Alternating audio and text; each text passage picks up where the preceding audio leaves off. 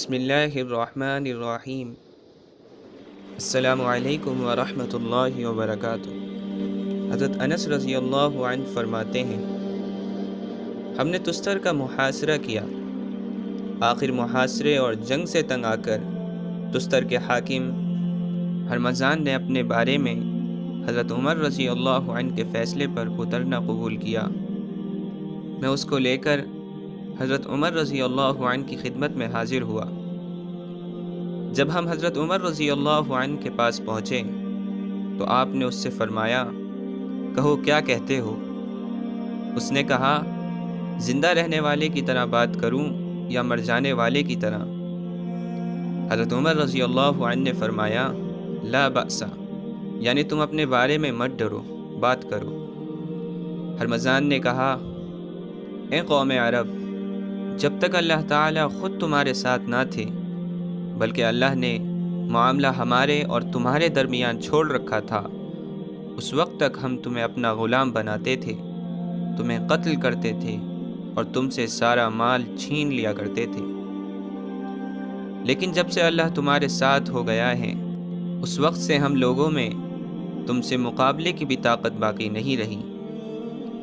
حضرت عمر رضی اللہ عنہ نے مجھ سے پوچھا، اے انس، تم کیا کہتے ہو؟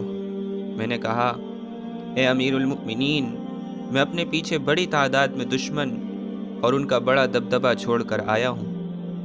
اگر آپ اسے قتل کر دیں گے تو پھر اس کی قوم اپنی زندگی سے نا امید ہو کر مسلمانوں سے لڑنے میں اور زیادہ زور لگائے گی، اس لیے آپ اس کو قتل نہ کریں۔ حضرت عمر رضی اللہ عنہ نے فرمایا، میں حضرت برا بن مالک اور حجزہ بن ثور رضی اللہ عنہما جیسے بہادر صحابہ کے قاتل کو کیسے زندہ چھوڑ دوں؟ اس نے ان دونوں کا قتل کیا ہے۔ حضرت انس رضی اللہ عنہ فرماتے ہیں، جب مجھے خطرہ ہوا کہ حضرت عمر رضی اللہ عنہ تو اسے ضرور قتل کر دیں گے، تو میں نے کہا، آپ اسے قتل نہیں کر سکتے، کیونکہ آپ اس سے لا بأس کہہ چکے ہیں، اور لا بأس کہنے سے جان کی امان مل جاتی ہے، لہٰذا آپ تو اسے امان دے چکے ہیں۔ حضرت عمر رضی اللہ عنہ نے فرمایا، معلوم ہوتا ہے کہ تم نے اس سے کوئی رشوت لے رکھی ہے یا کوئی مفاد۔ حضرت انس رضی اللہ عنہ نے فرمایا، میں نے نہ اس سے کوئی رشوت لی ہے اور نہ کوئی مفاد، میں تو ایک حق بات کہہ رہا ہوں۔ حضرت عمر رضی اللہ عنہ نے فرمایا، تم اپنے دعوے کی تصدیق کرنے والا کوئی اور گواہ اپنے علاوہ لاؤ، ورنہ میں تم سے ہی سزا کی ابتدا کروں گا۔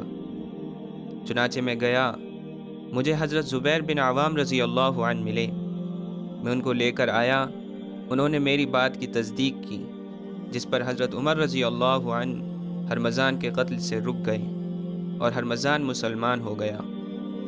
حضرت عمر رضی اللہ عنہ نے اس کے لیے بیت المال سے وظیفہ مقرر کیا۔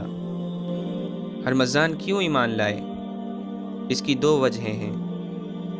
پہلی، جب انہوں نے مسلمانوں کو دیکھا کہ وہ اپنے دین پر کتنے عمل پیرا ہیں کہ ایک مرتبہ لا بأس کہہ دینے پر اتنے عظیم الشان صحابہ کے قاتل کو امان دے دی، یہ دین پر مسلمانوں کی ثابت قدمی ہی تو تھی۔ اور دوسری وجہ مسلمانوں کے اخلاق کہ حضرت انس رضی اللہ عنہ نے دیکھا کہ اس شخص کو بچایا جا سکتا ہے، تو حضرت عمر رضی اللہ عنہ کے یہ کہنے کے بعد بھی پیچھے نہیں ہٹے کہ تم اپنے دعوے کی تصدیق کرنے والا کوئی اور گواہ لاؤ، ورنہ میں تم سے ہی سزا کی ابتدا کروں گا۔ دوستو، آج دنیا میں مسلمانوں کی جو حالت ہے، اس کی سب سے بڑی وجہ مسلمانوں کی بد اخلاقی ہے۔ مسلمانوں نے ملک تلوار سے نہیں، اخلاق سے جیتے تھے۔